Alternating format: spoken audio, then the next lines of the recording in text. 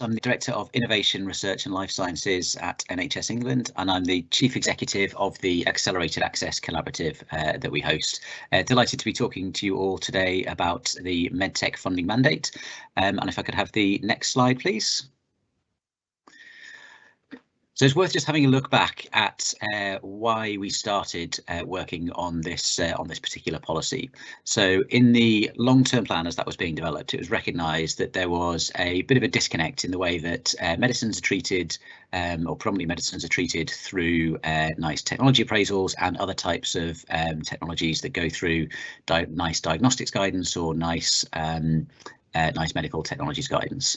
And the impact was that there was a lot more variation in the uptake of different types of medical technologies.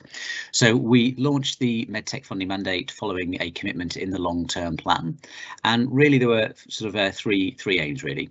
So one was we wanted to improve the uptake of these proven and cost-saving devices, diagnostics and digital products in order that patients would have access to these more quickly and more uniformly.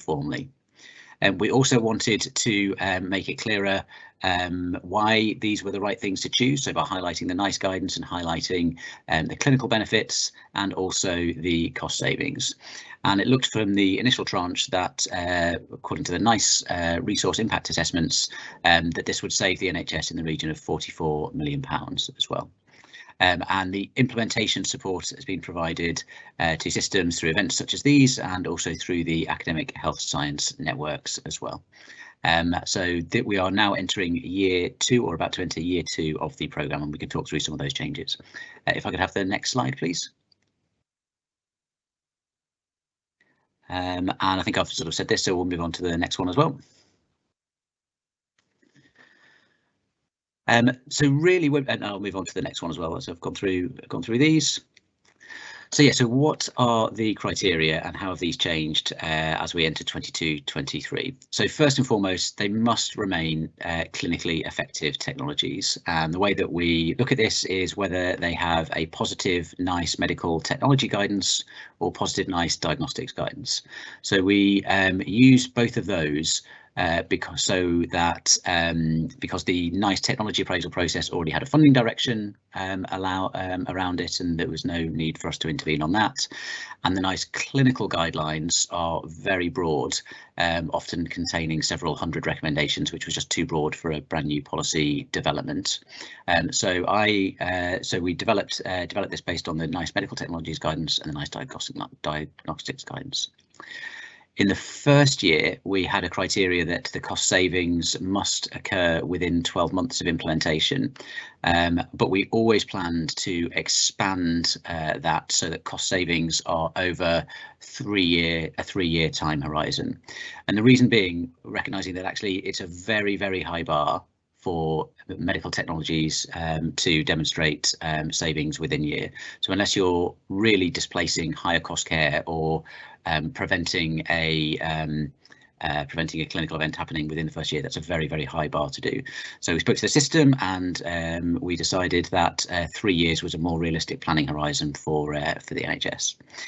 We also didn't want to include, so that's why it's a 3-year saving for the 22-23 selected criteria, which has broadened it. And then finally, we didn't want to impose an unnecessary financial burden. This is similar in the way that medicines are treated by having an affordability threshold as well.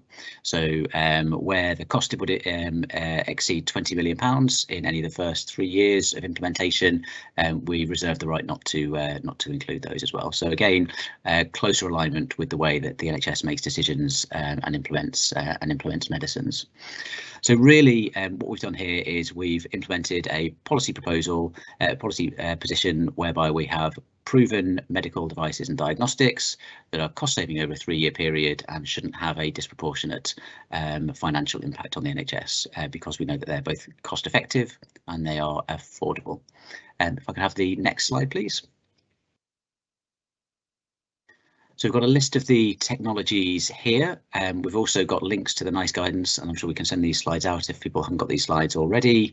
And we've got the lead academic health science networks for who to contact around these. And you're going to be hearing more about these individual technologies later on. So I will leave that in the hands of people who will be far better to explain it to me. And if I could move on one more slide, please. So reflecting on the first year of the policy, it was a these are the products here are highlighted in blue, and many of you will be familiar with these.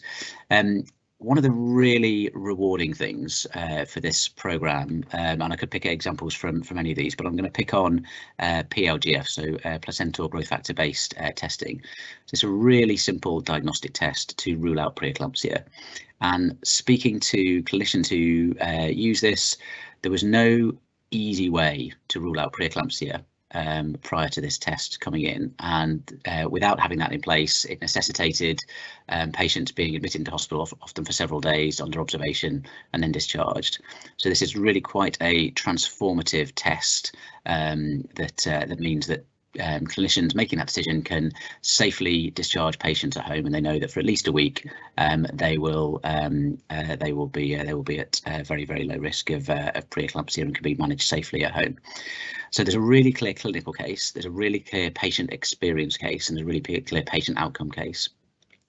And one of the really satisfying things that this programme has helped us to do is to scale that.